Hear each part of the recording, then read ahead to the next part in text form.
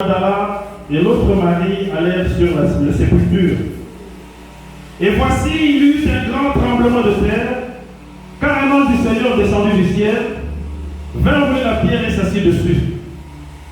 Son aspect était comme l'éclair et son vêtement était blanc comme la neige. Les gardes tremblèrent de peur et devinrent comme morts. Mais l'ange prit la parole et dit aux femmes: pour vous, ne craignez pas, car je sais que vous cherchez Jésus qui a été crucifié. Il n'est point ici, il est ressuscité. Amen. Il est ressuscité. Amen. Bien-aimés dans le Seigneur, nous sommes le jour de Pâques. C'est une fête, la fête de la résurrection. Jésus a été crucifié sur la croix.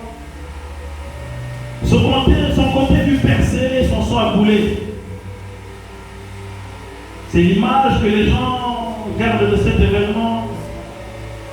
Mais que s'est-il passé réellement sur la croix? Amen. C'est ça notre thème de ce matin. Que s'est-il réellement passé sur la croix? Nous allons prendre notre livre pour lire la parole de Dieu. Au livre de Colossiens 2, de 12 à 15. Ayant été ensevelis avec lui par le baptême, vous êtes aussi ressuscités en lui et avec lui, par la foi en la puissance de Dieu qu'il a ressuscité les morts.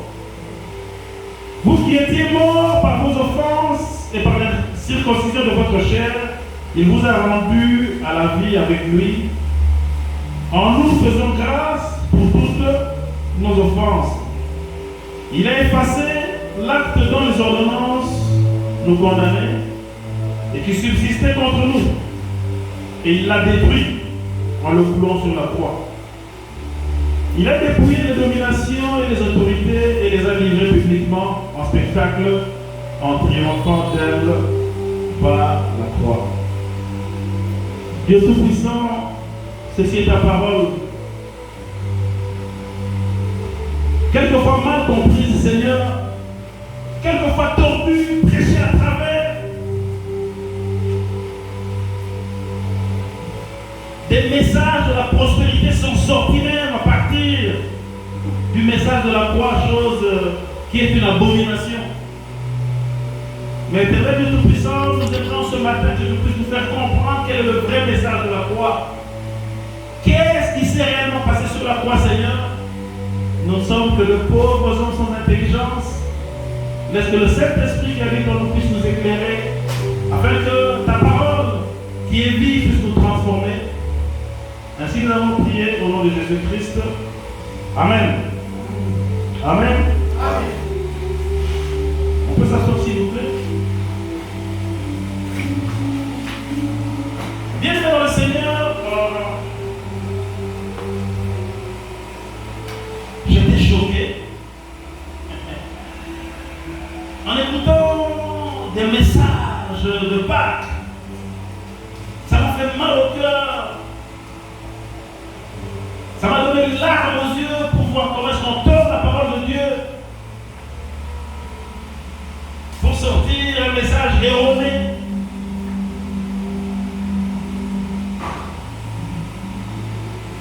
Alléluia. Laisse que Dieu puisse nous éclairer.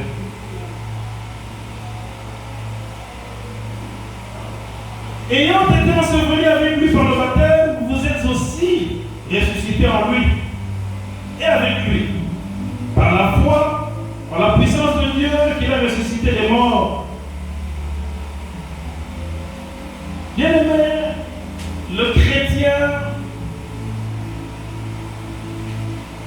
par le baptême, a été enseveli avec lui, avec le Christ, afin qu'il puisse ressusciter aussi avec lui. Je ne sais pas s'il y a des gens qui ne sont pas encore passés par les eaux du baptême. Il est très important que tout le monde passe par les eaux du baptême. On a beau dire que ce n'est pas le baptême qui sauve, c'est un signe de notre part que nous avons cru au commandement que le Seigneur Jésus-Christ nous a donné. Bien que lui-même n'est pas baptisé, mais il a donné dans son commandement, allez et baptiser. Amen. Très important. Vous qui étiez morts par vos offenses, la Bible dit que tous ont péché et sont privés de la gloire de Dieu. Et le salaire du péché, c'est la mort. Bien-aimé, en réalité, avant de venir à Christ, avant de croire au Seigneur Jésus-Christ comme Seigneur et Sauveur, toute personne est morte de par sa naissance, de par son appartenance au lien adamique. Non seulement cela, mais par nos offenses, nous offensons le Seigneur chaque jour qui passe. Chaque jour nous péchons.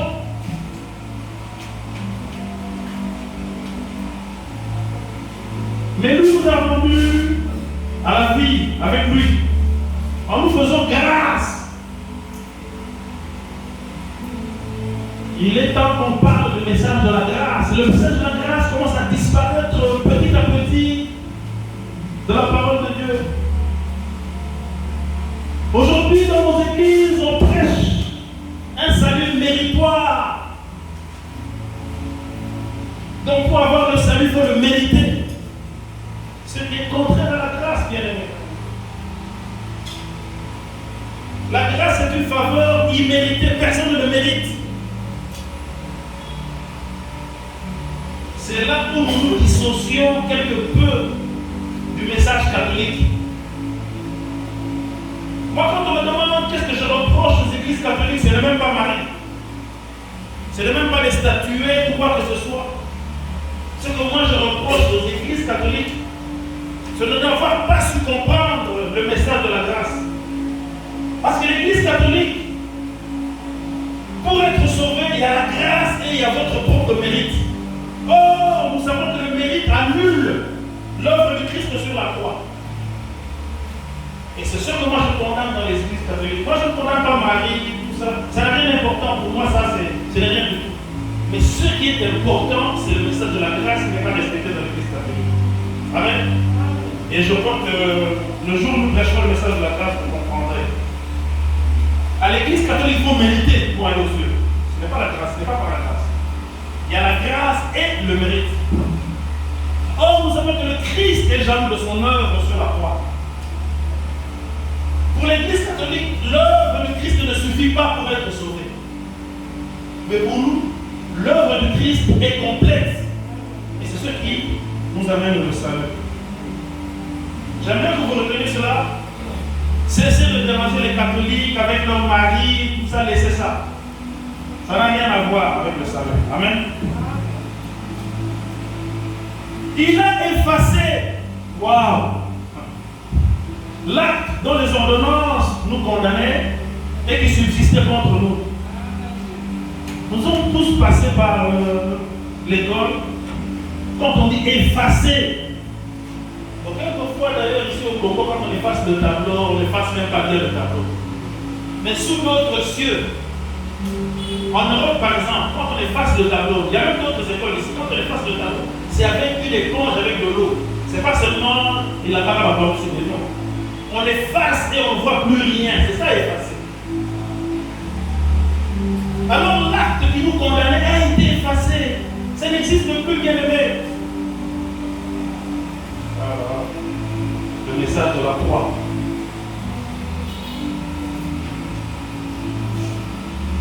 Il a effacé l'acte dont les ordonnances nous condamnaient et qui subsistaient contre nous. Et il a détruit. Waouh! Des termes extraordinaires, des termes extrêmes. Détruit. Apprenti en notre proportion, ça n'existe plus, bien aimé.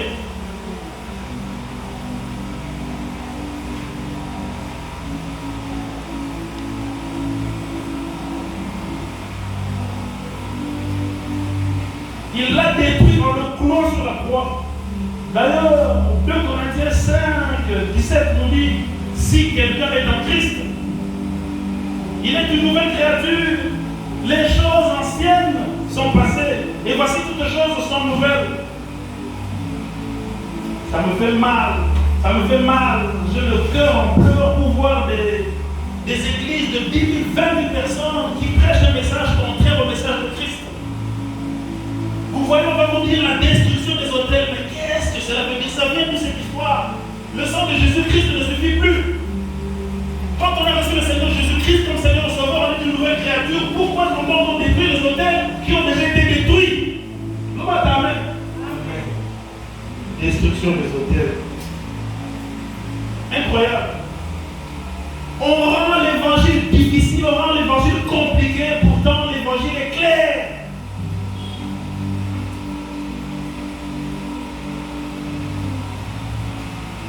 Il a dépouillé les dominations et les autorités. Dépouillé.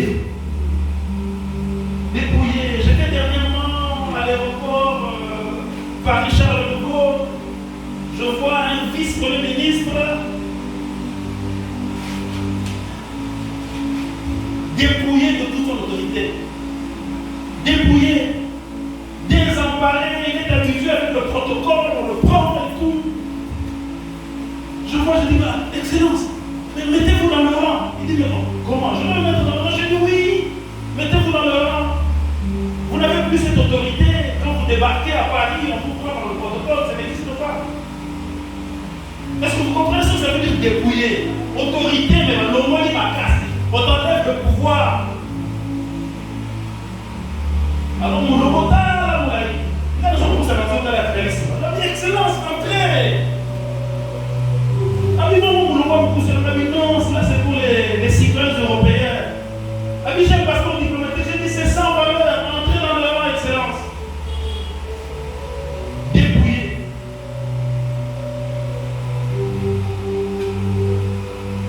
Imaginez un serpent. Balongolier Minou. C'est ça, il est dépouillé.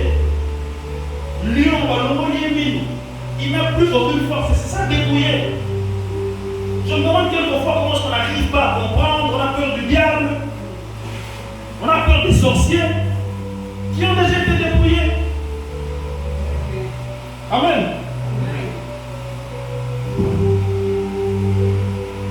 Dépouiller les dominations et les autorités. D'ailleurs, dans notre pays, ministre, second ministre, le jour où on va à l'aéroport, on te prend ton passeport diplomatique. On dit, monsieur, vous n'avez plus droit à ça. Papa.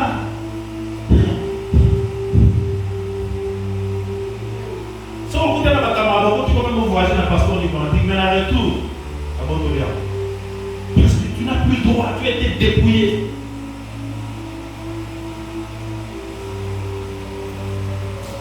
Et quand on dépouille les autorités, cette force-là, c'est à vous qu'on la remet. Amen.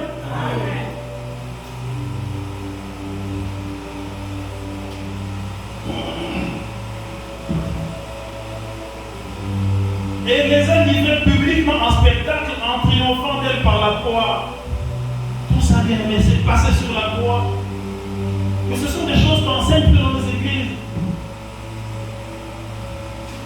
Le pauvre chrétien qui vit dans l'ignorance, qui vit dans la peur.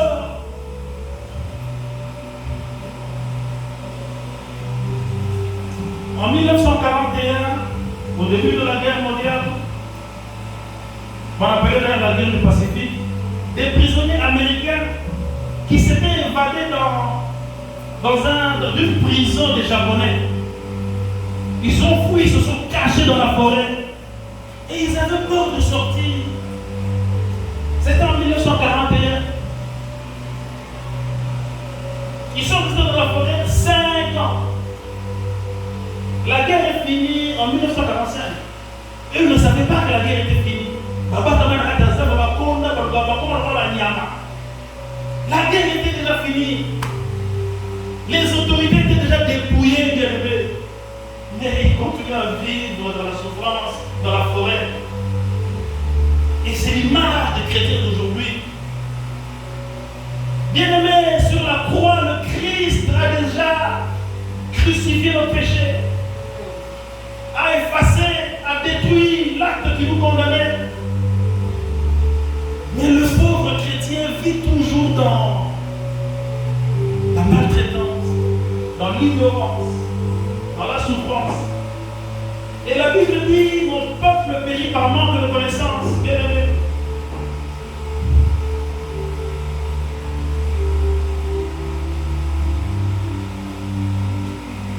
La guerre était déjà finie. L'acte de guerre était déjà déchiré. Eux continuent à vivre dans la misère, dans la forêt. Bien aimé, laisse-moi te dire que beaucoup de chrétiens jusqu'à ce jour vivent dans la culpabilité, sans savoir que leur péché avait déjà été pardonné. Beaucoup de gens vivent encore sous la loi, ne sachant pas que Jésus-Christ est mort sur la croix, que sur Golgotha, il a pardonné nos péchés, car il est ressuscité le troisième jour. Bien-aimé, laisse-moi te dire que sur la croix, Jésus t'a réhabilité. Il a payé ta dette. Il a versé son sang. Il a déchiré l'acte qui te condamnait. Alors, pourquoi continues-tu à te culpabiliser pour un péché que tu as fait? Le sang de Jésus-Christ n'a-t-il pas la puissance de te libérer? Le sang de Jésus-Christ n'a-t-il pas la puissance de te pardonner, toi qui as cru en lui? Il faut que tu ailles détruire les autels. Bien-aimé, la Bible dit qu'il a dépouillé l'autorité. Le diable est dépouillé. Il n'a plus de puissance sur toi. Le péché a été racheté. Pourquoi tu vas aller à la destruction des autels? Un autel qui n'existe plus dans ta vie. Tu es une nouvelle créature. Tu as été pardonné. C'est incroyable que les gens puissent vivre dans l'ignorance. Et beaucoup de serviteurs de Dieu tordent les Écritures pour avoir du monde, avoir des intérêts. La parole de Dieu est simple. Il suffit qu'on puisse la comprendre.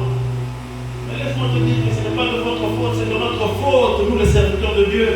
Parce que nous prêchons un message erroné. Et ce qui est malheureux, ce n'est pas seulement ici à Kinshasa, mais à travers le monde, 99,9% de pasteurs prêchent un faux message. D'autres par ignorance, d'autres parce qu'ils sont voués à la cause du diable. Alors, ne vous laissez pas intimider, bien-aimés. L'autorité diabolique a été dépouillée, le péché a été pardonné, et c'est ce qui s'est passé sur la croix. Aujourd'hui, on ne voudra pas vous le dire pour que vous ayez vous agenouiller, pour qu'on aille vous faire n'importe quoi.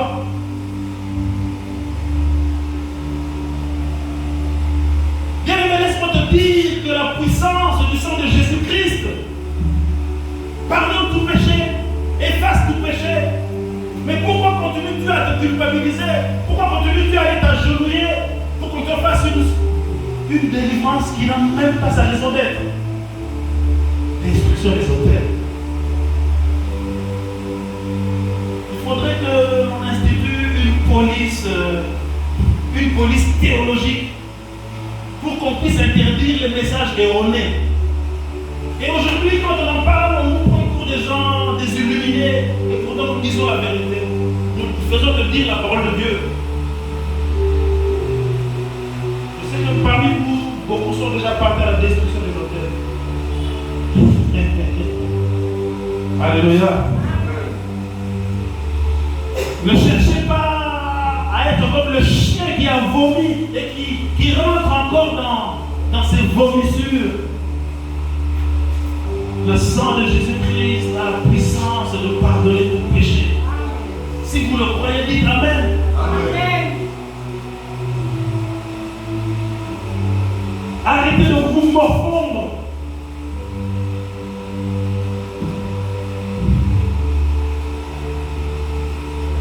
Il a versé son sang sur Golgotha.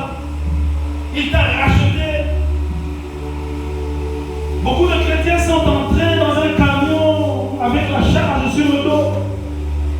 J'ai déjà vu cette image qui m'a interpellé. Vous voyez quelqu'un à un kilo à monnaie, à un camion, au lieu qu'il dit ça pardonne, à garder pardonner le bras pour à un camion, la kilo dans le camion. Et c'est comme ça que beaucoup de chrétiens vivent leur vie chrétienne. Il est en Christ.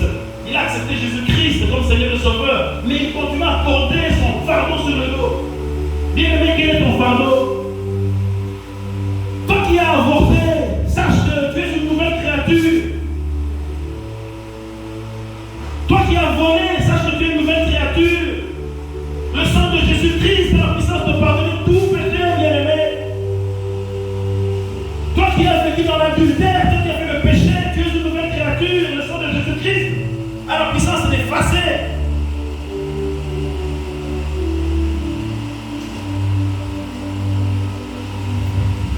La canne, ça pour le même.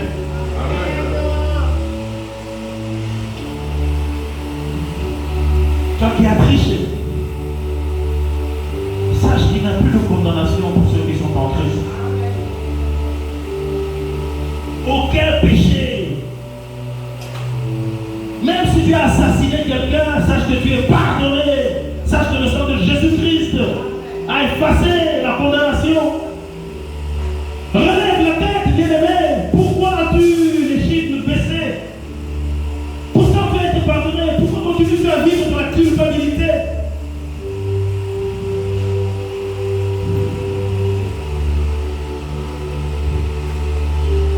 Mon peuple périt par manque de connaissance. Tu as avorté, ce n'est pas bien, tu t'es repenti. Tu as volé, ce n'est pas bien, tu t'es repenti. Tu as vécu dans l'impudicité, ce n'est pas bien, tu t'es repenti. Tu as triché, tu as menti, tu as... Bien-aimé, sache que tu es déjà pardonné. Alléluia. Sache que le sang de Jésus-Christ qui coule sur Golgotha a la puissance d'effacer. Car ce jour-là, nos péchés passés, nos péchés présents et même nos péchés futurs, ceux que nous n'avons pas encore commis, sont déjà pardonnés. N'est-ce pas merveilleux, bien-aimés?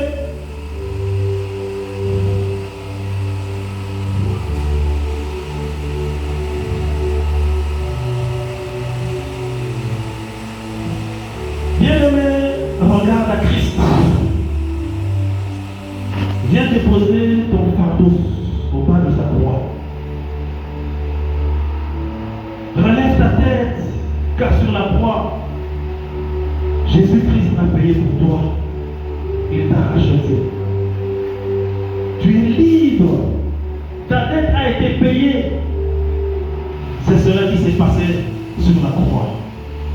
Alors, bien-aimé, à partir de ce jour, oublie un péché que tu as fait, que Dieu a déjà oublié, mais toi tu continues à y penser. Dieu t'a déjà pardonné. Pourquoi continues-tu à dire ah, on a la salade, ah, moi j'avais fait ceci. Tu ne l'as pas fait. Ce n'est pas toi, c'est le vieil homme. Toi tu es une nouvelle créature, bien-aimé.